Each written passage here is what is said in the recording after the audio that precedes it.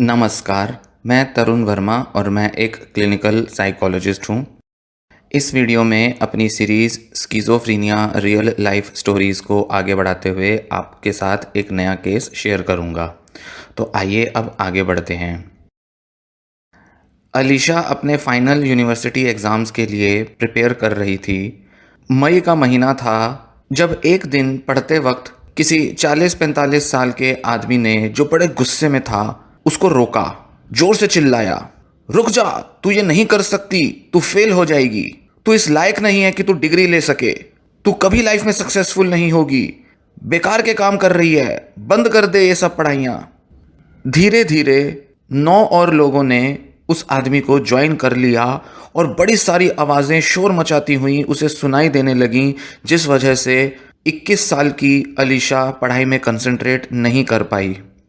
वह बोली, अच्छा तुम्हें पता है क्या, तुम सही कह रहे हो, मुझे थोड़ा ब्रेक ले लेना चाहिए, थोड़ी देर के लिए रुक जाना चाहिए, रिमाइंड कराने के लिए शुक्रिया। अलीशा को इसी तरह की कुछ क्रिटिकल, आलोचना से भरी, बुरा बुरा कहने वाली, धिक्कारने वाली, मन में उठने वाली ये आवाज़ें करीब पिछले 4-5 साल से सता रही थीं। हर रोज़ कोई एक बड़ा ही डोमिनेट करने वाला आदमी उसको बोलता, चिल्लाता और ऐसे अधिकार जमाता जैसे कि वो चाहता है कि अलीशा बस उसी की बात माने, और बाकी की आवाज़ें उसको फॉलो करती थीं। और सभी आवाज़ों का एक ही लक्ष्य होता था, एक ही तरह से वो उसे तंग करती थीं, जिसमें वो उसे बस धिक्कारती थीं। कुछ महीनों के बाद अलीशा ने ग्रेजुएशन पूरी कर ली और उसने साइकोलॉजी में बीए ऑनर्स डिग्री पास कर ली। फर्स्ट क्लास डिवीज़न में उसने पास की और उसको डिपार्टमेंट से काफ़ी एप्रिसिएशन भी मिला। फ़िलहाल वो अपने मास्टर्स के सेकेंड ईयर में है और वो उन लोगों के साथ काम करती है जिनको कि स्किज़ोफ्रेनिया है। वो उन लोगों पर रिसर्च कर रही है जो कि आवाज़ें सुनते हैं, और वो अपनी पीएचडी के प्रपोज़ल के लिए भी अब तैयारी कर रही है, क्योंकि अगले साल वो पीएचडी के लिए अपीयर करेगी। पर इस पूरी यात्रा में बहुत सारा स्ट्रगल अलीशा को फेस करना पड़ा है। आज वो जहां आई है, इस जगह पहुंचने में उसने कई सारी स्ट्रगल्स का सामना किया है, बहुत से संघर्ष उसे झेलने पड़े हैं। साइकेट्रिस्ट और क्लिनिकल साइकोलॉजिस्ट जिनके भी वो कांटेक्ट में आई है पिछले करीब 7-8 सालों में, उन सभी ने उसके वॉइसेस सुनने के एक्सपीरियंस को वैलिडेट किया है। मतलब वो एग्री किए हैं कि हाँ, ये होता है। उसको स्किज़ोफ्रेनिया का डायग्नोसिस मिला था और उसे काफ़ी हाई डोज पर दवाइयाँ भी दी गई हैं और उसको 2 बार हॉस्पिटल में एडमिट भी किया गया है। एक टाइम था जब उसे एक होपलेस केस के तौर पे देखा जाता था। लगता था कि शायद वो लाइफ में कभी बेटर नहीं हो पाएगी। कोई भरोसा नहीं करता था कि वो कभी कुछ अच्छी लाइफ बिता पाएगी या जीवन में जो वो हासिल करना चाहती है वो कभी हासिल कर भी पाएगी। उसके परिवार वाले तो मानते ही नहीं थे कि स्किज़ोफ्रेनिया जैसी कोई बीमारी है या वो कोई वॉइसेस सुनती है। वो बस कहते थे कि ये बहाने मारती रहती है, इसको पढ़ना नहीं है इसलिए ये बहाने करती है।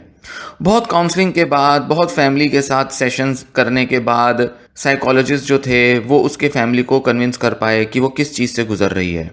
वो बताती है कि मेरी फैमिली तो शोक मनाती थी, उन्हें तो लगता था जैसे कि मैं मर ही चुकी हूँ। मेरा जीना या मरना उनको एक बराबर लगता था। उसके घर से उसे बहुत ताने भी सुनने को मिलते थे, जैसे कि ये स्किज़ोफ्रेनिया होना या ये आवाज़ें सुनना उसकी कोई अपनी गलती से हुआ हो। शुरुआत में कुछ डॉक्टर्स ने गलत तरह से भी मेरे पेरेंट्स को जानकारी दे दी थी। उन्होंने बोल दिया था कि इसको एक डीजेनरेटिव ब्रेन डिसीज़ हो गया है और धीरे धीरे ये और भी ज़्यादा बदतर कंडीशन में पहुंचती जाएगी। इसका दिमाग धीरे धीरे काम करना कम कर देगा और ये बिल्कुल वेजिटेटिव हो जाएगी, ऐसी बन जाएगी जैसे कि इसका जीना मरना एक बराबर है, जिंदा लाश की तरह हो जाएगी। कुछ डॉक्टर्स ने ऐसे तक बोल दिया था और ये भी कहा कि बहुत वर्स्ट के लिए प्रिपेयर्ड रहो, बुरे से बुरे वक्त के लिए तैयार रहो, क्योंकि हो सकता है कि मुझे ज़िंदगी भर किसी रिहैब सेंटर में, किसी केयर होम में रहना पड़े। मुझे कहा गया कि कोई होप नहीं है, कोई उम्मीद नहीं है, कुछ नहीं किया जा सकता सिवाय दवाएं लेने के, कुछ नहीं किया जा सकता, मेरी कंडीशन में कोई बेटरमेंट नहीं होगी अगर मैं दवाइयाँ नहीं लूँगी, मुझे ज़िंदगी भर दवाइयाँ लेनी पड़ेंगी। यहाँ तक कि एक नर्स ने तो ये भी कह दिया कि दवाइयाँ ले के भी लोग बहुत बुरी कंडीशन में पहुँच जाते हैं, दवाइयों से भी कई बार बहुत अच्छा असर नहीं आता, एक समय के बाद दवाइयाँ भी काम करनी बंद कर देती हैं। ये भी बोल दिया था मुझे किसी नर्स ने। पर ऐसा क्या हुआ कि अलीशा एक बिल्कुल होपलेस मेंटली इल पेशेंट की लाइफ जीने के बजाय एक बहुत अच्छी एकेडमिशियन बन गई, सारी डिग्रियां उसने ले ली, अपने मनपसंद काम करने लगी और अपनी लाइफ को उसने बेटर किया। कैसे वो अपनी लाइफ में रिकवर कर गई, कैसे उसने इतने टफ इतने डिफिकल्ट एग्जाम्स पास कर लिए और कैसे वो आज इतनी मोटिवेटेड है कि वो दूसरे लोगों की ना ही सिर्फ हेल्प करना चाहती है, इनफैक्ट वो रिसर्च भी करना चाहती है। क्या कोई ऐसी नई दवा आई थी जिसने उसकी मदद की? क्या उसकी कोई सर्जरी की गई थी? क्या उसको इलेक्ट्रिक शॉक दिए गए थे? क्या उसे आरटीएमएस दिया गया था या सालों तक उसने थेरेपी ली? क्या हुआ ऐसा? नहीं, इतना सब कॉम्प्लिकेटेड नहीं था, इतने कोई रहस्यमयी इलाज उसने नहीं लिए, कोई बड़े चमत्कारी ट्रीटमेंट्स या कोई चमत्कारी डॉक्टर्स के पास वो नहीं गई, कुछ भी ऐसा नहीं किया, जबकि बहुत मामूली से इंटरवेंशन से वो बाहर निकल आई। उसको एक डॉक्टर के पास रेफर किया गया जिन्होंने उसे एंकरेज किया, उसका हौसला बढ़ाया कि वो इन आवाज़ों को सुने और समझे कि वो कहना क्या चाहती हैं, समझे कि वो क्या बोल रही हैं उसके बारे में, वो जाने, देखे, समझे कि आखिर उसके बारे में ऐसा क्या है जो आवाज़ों के रूप में उसे सुनाई देता है। क्योंकि उन्होंने उसे कहा कि ये तुम्हारी अपनी सोच ही है खुद को लेकर जो आवाज़ों के तौर पे तुम्हें सुनाई देती है। उन्होंने उसकी मदद की कि वो अपनी दवाइयां कम कर सके ताकि वो और बेटर तरीके से सोचने के लायक बने। धीरे धीरे उसने समझा, जाना कि कैसे उसके जो पुराने लाइफ के जो ट्रॉमेटिक एक्सपीरियंसेस हैं उनसे उसकी हेलुसिनेशंस का एक कनेक्शन है, और जो भी ये मैसेजेस, जो भी ये बातें, क्रिटिसिज्म जो वो वॉइसेस की फॉर्म में सुनती है, जो वॉइसेस उसे बोल रही हैं, वो कैसे उसके पास्ट ट्रॉमेटिक एक्सपीरियंसेस से ही कनेक्टेड है, उसी से कहीं ना कहीं उसका कोई लेना देना है। उसने ये भी देखा कि जब वो बहुत स्ट्रेस में होती है, खास करके जब उसके एग्जाम्स एकदम सर पे होते हैं, तो उसको ये वॉइसेस और भी ज़्यादा सुनाई देती हैं और भी ज़्यादा उसे तंग करती हुई दिखाई देती हैं। तो उसने जाना कि कैसे स्ट्रेस का कनेक्शन है उन वॉइसेस के साथ, स्पेशली उनकी फ्रीक्वेंसी और इंटेंसिटी के साथ। बढ़ जाती हैं ये आवाज़ें, ज़्यादा सुनाई देती हैं जब वो स्ट्रेस में होती है। ये पहली बार हुआ अलीशा की लाइफ में जब उसको मेंटल हेल्थ प्रोफेशनल्स ने बताया कि कैसे वो अपनी हेलुसिनेशंस से डील कर सकती है, कैसे इन आवाज़ों से रिकवरी संभव है। आज तक उसे जितने भी डॉक्टर मिले थे वो बस दवाइयाँ दवाइयाँ दवाइयों पर ही फोकस करते थे और किसी ने उसको आज तक नहीं बताया कि कैसे वो खुद इनका सामना कर सकती है, खुद इनके साथ कोप कर सकती है। इससे पहले तो मुझे लेबल दे दिए गए थे, कभी स्किज़ोफ्रेनिया दे दिया गया, कभी कुछ बोला गया, कभी कहा गया मैं कभी ठीक नहीं होंगी, दवाइयाँ दी गई, नई नई दवाइयाँ बदलने के लिए लोग बोलते थे, डॉक्टर्स बोलते थे। मेरे पेरेंट्स ने भी पता नहीं कुछ पेशेंट्स के फैमिली मेम्बर से डिस्कस किया, उन्होंने भी कुछ अलग अलग दवाइयाँ बता दी, तो मेरे पेरेंट्स भी डॉक्टर्स से इंसिस्ट करते थे, ज़िद करते थे कि वो वाली दवाइयाँ दिला दो, वो वाली दवाइयाँ दे दो। कई तरीके से मुझे बस दवाइयों पर रख रख कर मेरी लाइफ बिल्कुल ख़राब कर दी थी। बिल्कुल अलग थलग कटा हुआ महसूस होता था, लगता था जैसे इस दुनिया में मेरी कोई ज़रूरत ही नहीं है, लगता था कि जैसे दुनिया ने मुझे साइड में फेंक दिया है, जैसे कि मेरा पास्ट मेरा प्रेजेंट कुछ मैटर ही नहीं करता, जैसे मेरा कोई भविष्य तो हो ही नहीं सकता। रिसर्च ये बताता है कि करीब 4 से लेकर 10% लोग किसी भी पॉपुलेशन में आवाज़ें सुनते हैं, भले ही उन्हें स्किज़ोफ्रेनिया हो या ना हो, पर वो आवाज़ें सुनते हैं किसी ना किसी तरह की। और आधे से भी कम लोग, इनफैक्ट हिंदुस्तान जैसे देश में तो शायद 5-10% लोग ही ऐसे होंगे जो कि कभी साइकेट्रिस्ट या किसी क्लिनिकल साइकोलॉजिस्ट से मिलते हैं। और 70 से 90% पेशेंट्स या वो लोग जिनको की आवाज़ें आती हैं, वो आवाज़ें उनके किसी ट्रॉमेटिक एक्सपीरियंस की वजह से आती हैं। लाइफ में कुछ ना कुछ उन्होंने डिफ़िकल्ट ट्रॉमेटिक एक्सपीरियंसेस किए हैं, बहुत ओवरवेलमिंग इमोशनल एक्सपीरियंसेस किए हैं, जिसकी वजह से वो आवाज़ें सुनते हैं। बहुत बड़ा परसेंटेज है उन लोगों का जो कि ट्रॉमेटिक एक्सपीरियंसेस फेस करते हैं, और उसमें भी बहुत बड़ा परसेंटेज हो जाता है उन लोगों का जो कि आवाज़ें सुनते हैं। ये आवाज़ें सर के अंदर सुनाई दे सकती हैं, कानों से सुनाई दे सकती हैं, या बाहर कहीं सुनाई पड़ सकती हैं। जैसे कि बाहर कहीं कोई कुछ बोल रहा हो तो एक पर्सन क्या करता है, उनको ढूंढने की कोशिश करता है कि कौन बोल रहा है। कानों में फुसफुसाती हुई या जोर जोर से आवाज़ें सुनाई दे सकती हैं, कभी लाउड तो कभी धीमी, किसी भी तरह से ये आवाज़ें सुनने में आ सकती हैं। साइकेट्रिस्ट जो होते हैं वो इन आवाज़ों को दवाइयों की मदद से दूर भगाने की कोशिश करते हैं। क्योंकि साइकेट्री ऐसा मानती है कि दिमाग के अंदर आने वाले केमिकल चेंजेस की वजह से ये आवाज़ें सुनाई देती हैं। तो अगर उन केमिकल्स को चेंज कर दें, दवाइयों से उन केमिकल्स के लेवल को कम ज़्यादा कर दें, तो आवाज़ें चली जाती हैं। और ये सच भी है, कई लोगों के साथ ऐसा होता भी है। पर बहुत सारे साइकाइट्रिस्ट और खासकर कि क्लिनिकल साइकोलॉजिस्ट आज ऐसा मानते हैं कि अगर इनको सुना जाए, समझा जाए, इनको एक्सेप्ट किया जाए इन वॉइसेस को, तो इनसे डील करके और भी बेहतर ढंग से बिना दवाओं के इनको दूर भगाया जा सकता है। खासकर कि ऐसे वॉइस हियरर्स, ऐसे वो लोग जो कि आवाज़ें बहुत लंबे टाइम से सुन रहे हैं, वो कहीं ना कहीं इन आवाज़ों से खुद ही डील करना सीख लेते हैं। और वो तो खासकर इस बात में यकीन करते हैं कि दवाओं के बिना या बहुत लो डोज दवाओं के साथ भी इन आवाज़ों का सामना किया जा सकता है। बस ज़रूरी है कि इन आवाज़ों को समझा जाए, ये आवाज़ें आपके बारे में क्या कह रही हैं उसे जाना जाए। आयरलैंड के एक डॉक्टर ने कहा है कि प्रोफेशनल होने के नाते हमारी जिम्मेदारी बनती है कि हम लोगों की मदद करें जो कि डिप्रेस्ड होते हैं या जिनके कानों में या सर में इस तरह की आवाज़ें आती रहती हैं। उनकी मदद की जाए कि कैसे वो इस मेंटल स्टेट से बाहर आ पाएं। एक रास्ता ढूंढा जाए, एक रास्ता तैयार किया जाए कि इस मेंटल स्टेट से दूर हुआ जाए। दवाइयाँ इसमें बहुत अच्छी मदद करती हैं, पर बहुत से लोगों को साइकोथेरेपी, स्पिरिचुअलिटी, इनफैक्ट क्रिएटिविटी से भी मदद मिलती है। क्रिएटिव लोगों को भी काफ़ी आसानी होती है अपने इन वॉइसेस को कंट्रोल करने में। इसीलिए एक ही तरीके की अप्रोच सभी पेशेंट्स पर लगाना बिल्कुल गलत है। एक ही धर्रे पे चलना, लकीर के फकीर होकर हर पेशेंट को बस दवाइयाँ देते रहना और दवाइयों से ही इन आवाज़ों को कंट्रोल करने की कोशिश करना, ये अब पुरानी अप्रोच हो चुका है। अब बहुत से मेंटल हेल्थ प्रोफेशनल्स सिर्फ दवाइयों पर रिलाय नहीं करते, सिर्फ दवाइयों के ऊपर डिपेंडेंट नहीं रहते। ना ही सिर्फ क्लिनिकल साइकोलॉजिस्ट, जबकि साइकेट्रिस्ट भी एंकरेज करते हैं। हालांकि ऐसे साइकेट्रिस्ट हिंदुस्तान में बहुत कम हैं, पर वो एंकरेज करते हैं कि कैसे इन आवाज़ों के साथ खुद डील करके खुद इनको मैनेज करना सीखा जा सकता है, एक पेशेंट इनसे बाहर आ सकता है। अलीशा ने अपनी वॉइसेस के साथ एक समझौता कर लिया है, एक तरह का एग्रीमेंट कर लिया है कि वो हर रोज़ रात को 8 बजे के बाद उनको सुनेगी और उनके सवालों का या उनकी बातों का जवाब देगी, सिर्फ आधे घंटे के लिए। अगर वो इसके अलावा दिन भर में उसे परेशान करेंगी, उसके मन में आएंगी, उसको सुनाई देंगी, तो वो अपने को याद दिलाएगी इस एग्रीमेंट के बारे में।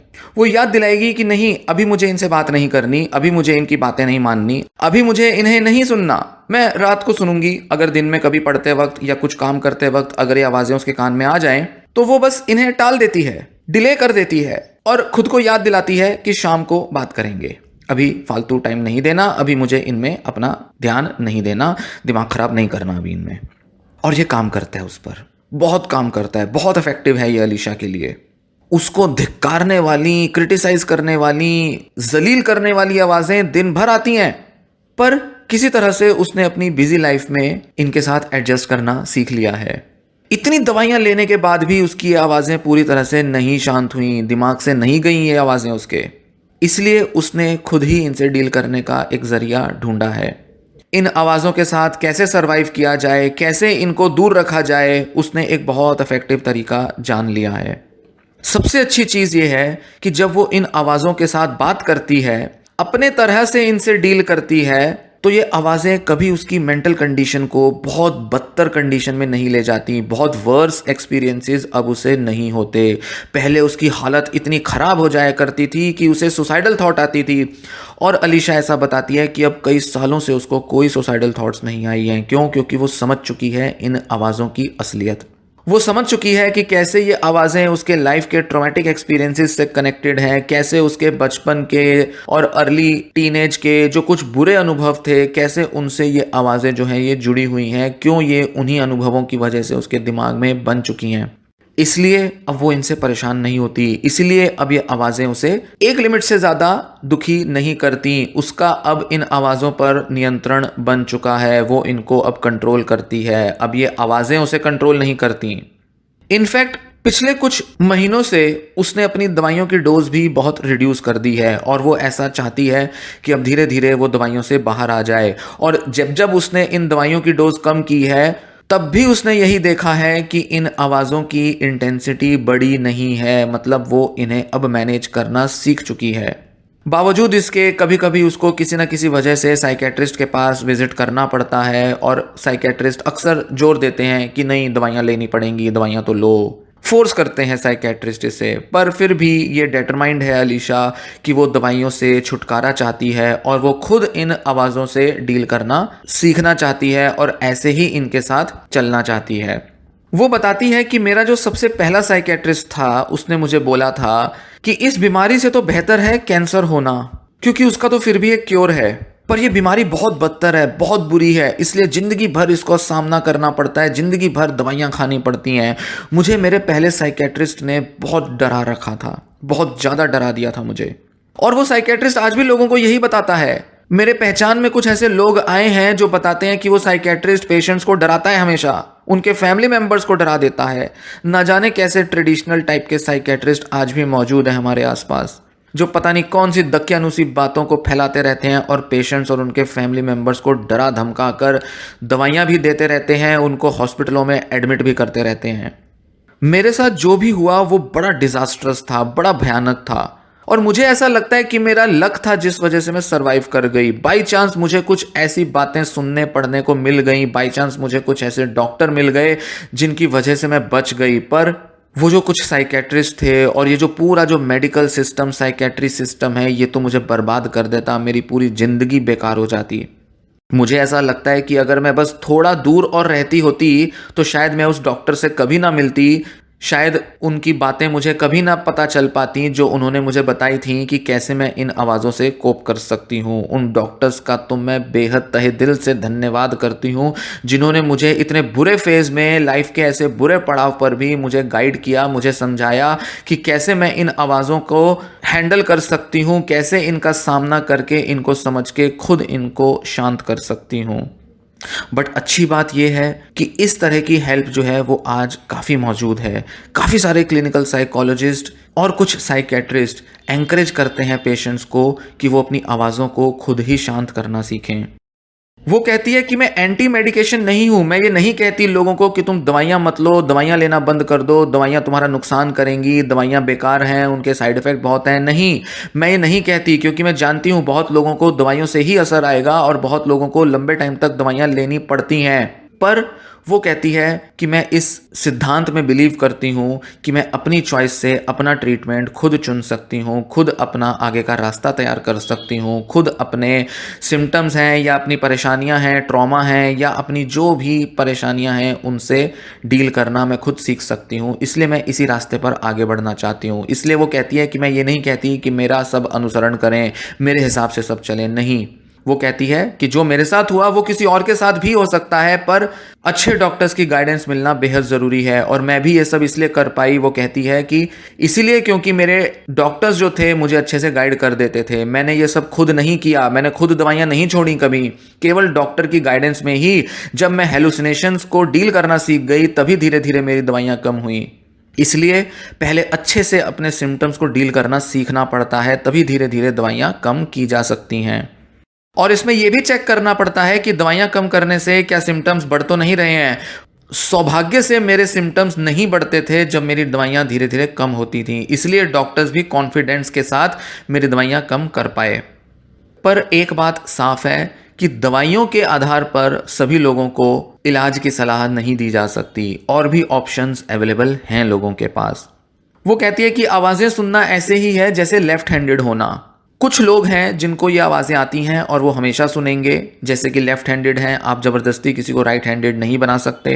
तो इसका कोई क्योर नहीं है, बस इसके साथ आपको कोप करना पड़ता है, बस इसके साथ आपको डील करना सीखना पड़ता है। तो ये रही पूरी स्टोरी हेलुसिनेशंस के एक केस के बारे में कि कैसे हेलुसिनेशंस का साइकोलॉजिकल मैनेजमेंट किया जा सकता है। उम्मीद है ये स्टोरी आपको पसंद आई होगी और ये स्टोरी आपको गाइड करेगी आपकी खुद की कोपिंग की जर्नी में, या आपके फैमिली मेंबर के लिए ये वीडियो में दी गई जानकारी यूजफुल हो सकती है। इस तरह की और वीडियोस को सुनने के लिए, देखने के लिए चैनल के साथ बने रहें। चैनल सब्सक्राइब कर लें, वीडियो भी लाइक कर लें, वीडियो शेयर कर लें किसी ऐसे पर्सन या फैमिली मेंबर के साथ जिनके लिए ये जानकारी ज़रूरी हो सकती है। ये वीडियो यहीं समाप्त होती है। धन्यवाद।